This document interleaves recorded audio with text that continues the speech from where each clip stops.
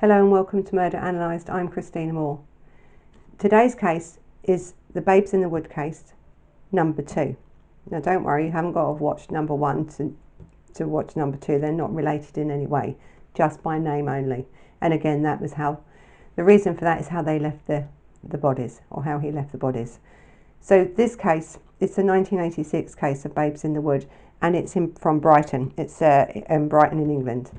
So we have now 2 9-year-olds this case is about, and it's about Nicola and Karen Hadaway. And on the 9th of October 1986, they were taken and murdered by 20-year-old local roofer Russell Bishop in Wild Park, Brighton in England, UK. And this case is about that case of Babes in the Wood. So this case is a little bit of a strange one, again, as was the first Babes in the Wood. So Bishop, he was tried for the murder of these 2 girls in 1987, October 1987. But he was then acquitted of that murder, and then this case remained unsolved, cold case, until the 10th of December 2018. And this is where then that Bishop was then convicted of the murder of these 2 girls. I think it was one of the biggest inquiries that Sussex Police have ever really undertook. It was absolutely massive case, this.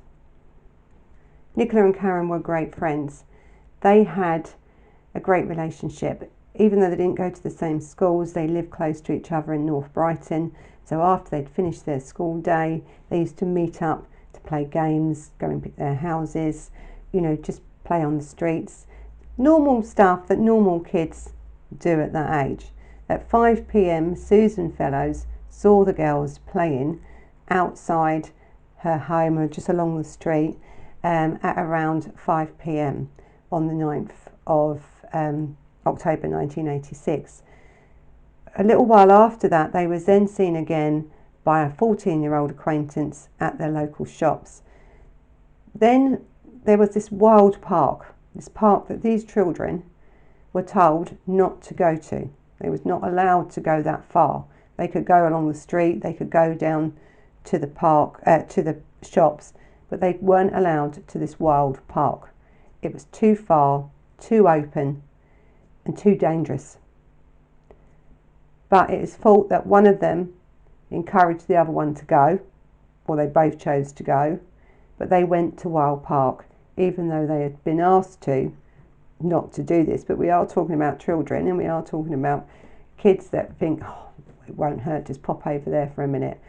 At around 6:30, the girls were seen by the police box on Lewes Road, where Bishop was also seen wearing a light blue top. So now we've got Bishop in the same area as these 2 girls. Earlier that day, Bishop had gone to Nicola's house and to speak to the lodger there. And he lived there, they used to rent a room out, and the lodger was there. And Nicole told Bishop to go away and called his teenage girlfriend a slag. So I don't know if that's got anything to do with it, because with this man, you would never know. But that's what happened. Before then, they'd gone over this, out to play and over this park. So Bishop knew these girls. He knew these girls through the lodger, and the lodger had already warned these girls about Bishop to keep away from him because he liked young girls. And the lodger even felt uncomfortable of how he used to speak about girls, especially young girls. And he did warn these kids and other kids in that street to keep away from Bishop. So on the 9th of October 1986, these girls now have not returned home. It's getting really, really late. And Karen's mother, Michelle, then calls 999 because they know now something is wrong. So a helicopter's then brought in. there's hundreds of people out now looking for these kids, because Wild Park is quite a big park, and this helicopter looked everywhere. And the reason why they use a helicopter is, is for body heat, but they couldn't find anything at all there, and nor could anyone searching for these bodies at that time find these girls. Now, one of these search people was Bishop himself. Now, Bishop is a very strange man, and it's quite well known, I think, that with these sort of killers, they like to be in the know. They want to be part of the search team. They even want to sometimes be the one that found the bodies, because it then, what they think, eliminates them. Let me help you, I can help you. And I think he even said he had £17,000 dog, a tracker dog, that was highly trained in finding dead bodies. Now, this man is a roofer, 20-year-old at the time, and he's telling people, even though they know, people in that town know what he's like and how he is with young girls, not that he's ever been accused of doing that, but he had very young girls, and the way he acted towards young girls was very strange. Now you've got 2 girls missing, and the man that's actually killed them now wants to help track with this tracker dog, which he says worth £17,000, which is absolute nonsense, and they all knew it, was part of this search. So on the 10th of October 1986, the girls' bodies were found, and they were found by searcher Kevin Rowland and his friend Matthew Merchant. That's who found these girls, and they were in a makeshift grave, like a little den, makeshift den. And the autopsy revealed that they'd both been strangled and sexually assaulted. Right, so again, this is why they're called babes in the woods, because these girls were laid in this makeshift den sort of thing, huddled together, but they had now been strangled and sexually assaulted, and that was quite clear, and that's why it's now called the babes in the woods. So Bishop, even though he wanted to do this search, I think we've had a few cases over the years where these killers have been part of the search, but it does bring suspicion on them when someone wants to be that close to a case, when they want to be part of it, when there's no real reason why they would. Yes, you have other searches, but this man wanted to really, really be part of this investigation, and then that drew suspicion towards him in quite a big way.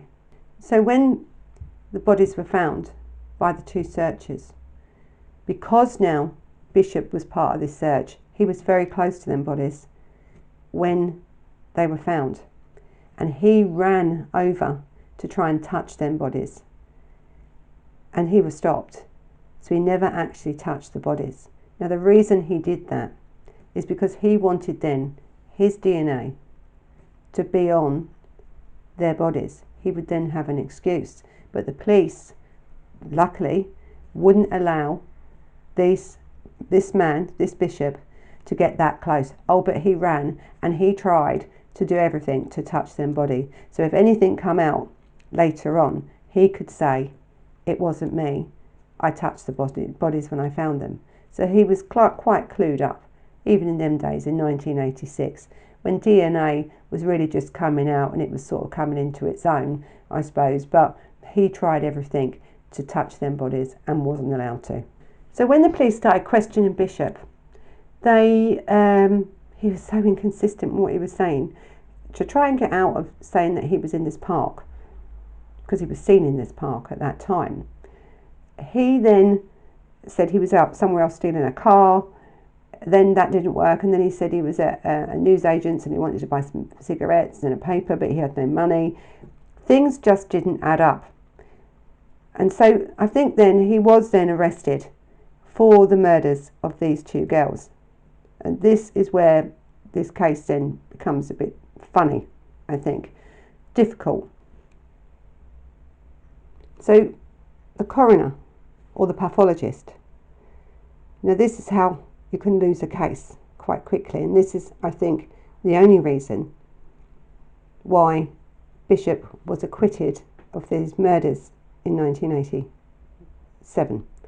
So he murdered him in 86. The court case was 1987, and what happened was that the pathologist didn't record the temperature of the bodies when they was located.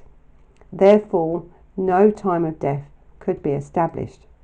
And if there's no time of death, this man then couldn't be placed. So even if he was there at 6:30, the time they think these children had died, raped and murdered by Bishop, they now couldn't prove it. Because unless you have a temperature which shows how the body is dropping, deteriorating, and there's a certain sequence for that, he now could say, oh, I was there, but they now can't say these kids were murdered at 6:30. So this is why he was acquitted. I mean, they deliberated for about a couple of hours.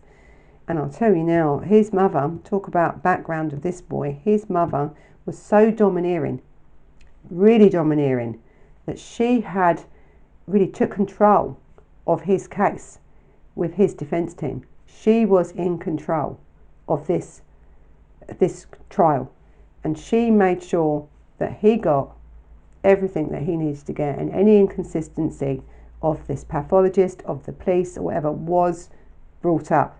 So this case was lost because this man, there was clear evidence really that he had done it, but that one lack, that one little bit of evidence that they needed, they didn't do. Again, we have, inconsistencies with the police investigation and the pathologists that now have caused someone to be acquitted of a murder they clearly did. And also this domineering mother plays a big part in this. So she was Crufts champion show dog trainer, but she was very, very dominant, and she really believed in her son. And listen, a lot of people do. If your son is up on a murder charge, you're probably going to do whatever you can to do this. But there's a strange thing in this case, is that his father Ron, and there's not much wrote about his father Ron, was also questioned in a murder that happened there in about 1986 or 87, I think it was, maybe earlier, might be 1970s. And her name was Maureen Frame, and I'll be doing her case after. Now, he was arrested in connection, this is now Bishop's father Ron, in connection with that murder, but he was released without charge. So I don't know what was going on in this family, but something was, and something must have been, for the police to even question Ron Bishop over this murder early on, I think it was 1971, of this Maureen Frame. So something was going on in his family. Then you had this domineering woman.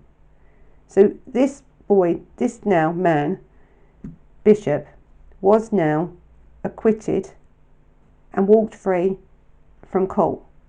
And so these babes in the woods, two girls murdered on the 9th of October 1986, really had no justice. Their family had no justice.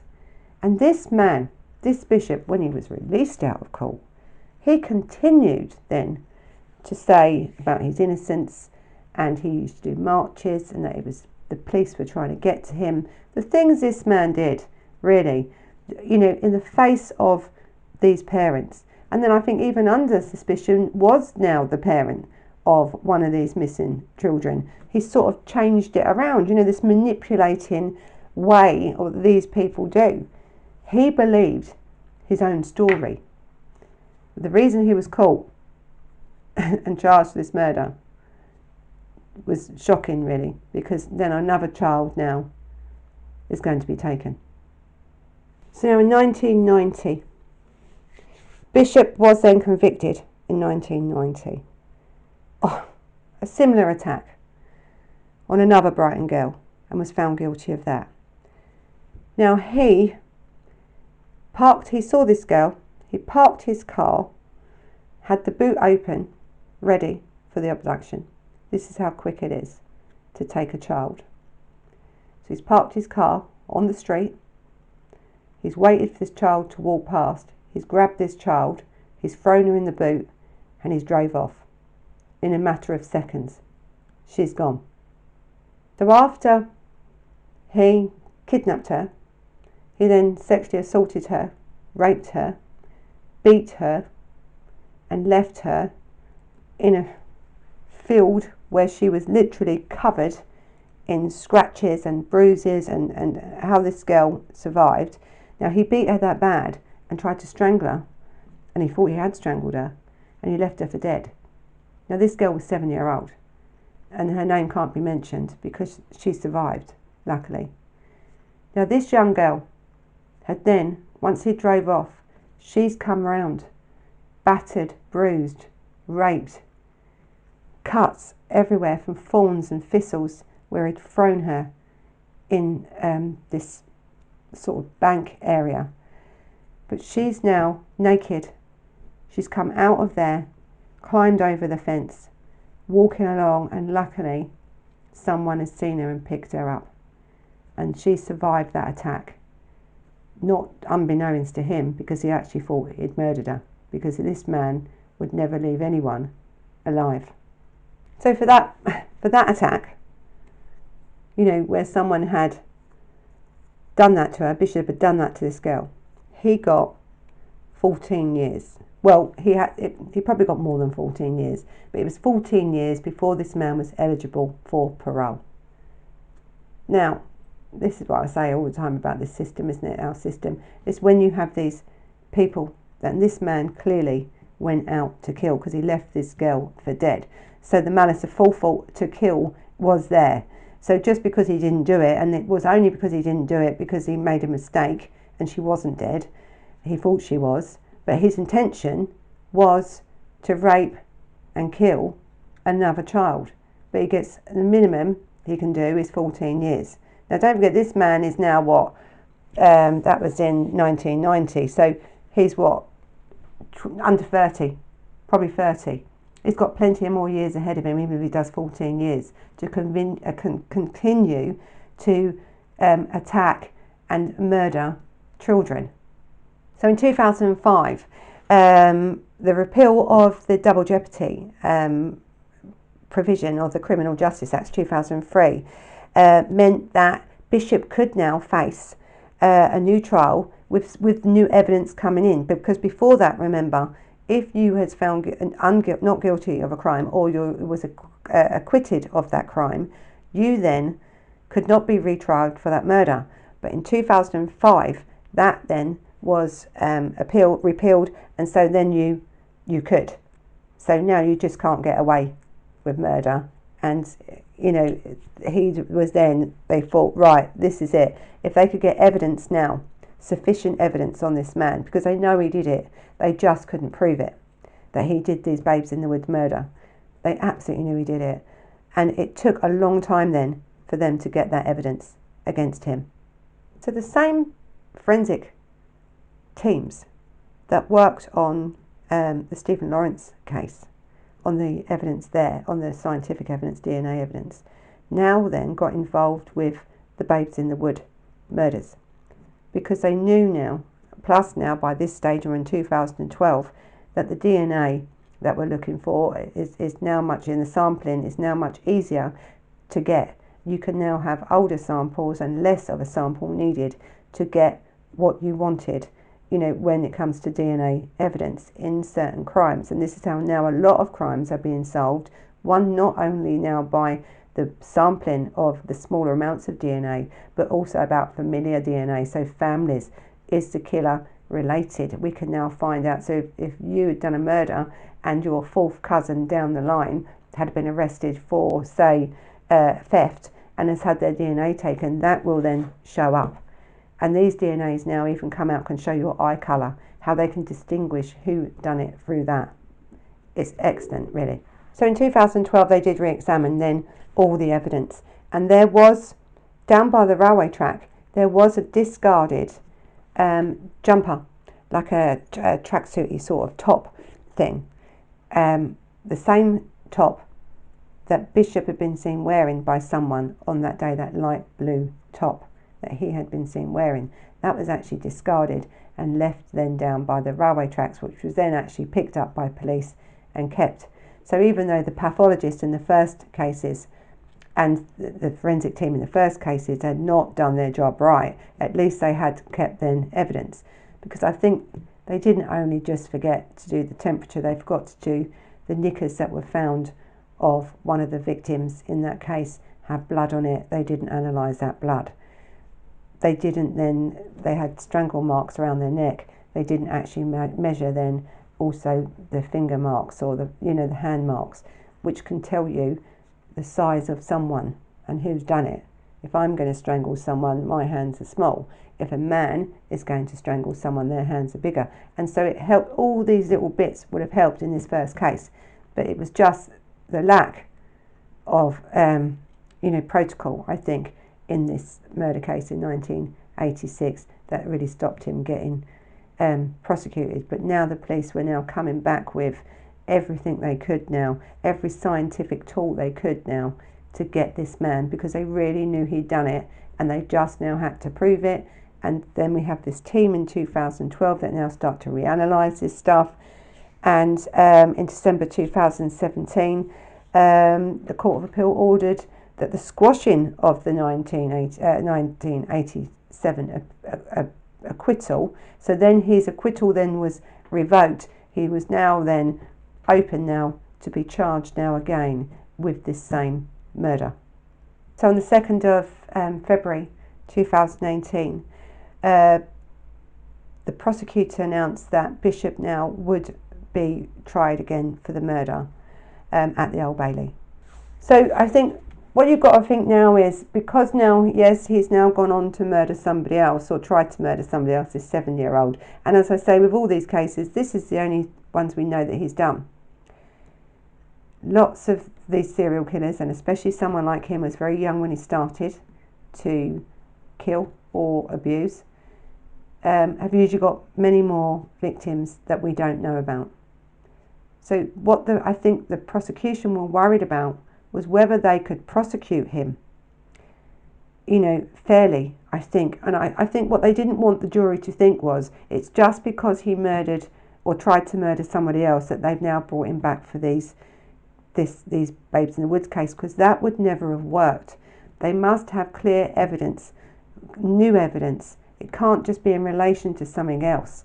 So, and I think it all came down then to this top, this light blue top, that they had really worked hard on to get some DNA, and that's what they got from that top. And that's why he was convicted then of their murders, because it was actually proven then that without a doubt he was guilty of the Babes in the Woods murders and the attack then on the 7-year-old, and God knows what else he had done. So on the 10th December 1918, Bishop was then convicted of the murder. The jury found the evidence, all the evidence now conclusively proves that this man now had murdered these children in 1987. Then I think on the 11th he was sentenced then to life in prison, and which is the best place for this man. So I think he got life in prison with a recommended term, minimum tariff, because we talk about tariffs a lot, of 36 years. So he will remain in prison until he's probably 64 or 88, depending on whether, when he goes up then for because he tried to appeal his case, he ain't going to get it. That's the sentence he's going to get. But whether then he goes up for parole, wherever he gets it, but I doubt it. I doubt it with this man. He isn't, but he's potentially going to be, if he lives that long, and if he does his full sentence until he was released when he's 88, he would be one of the longest serving prisoners in English history.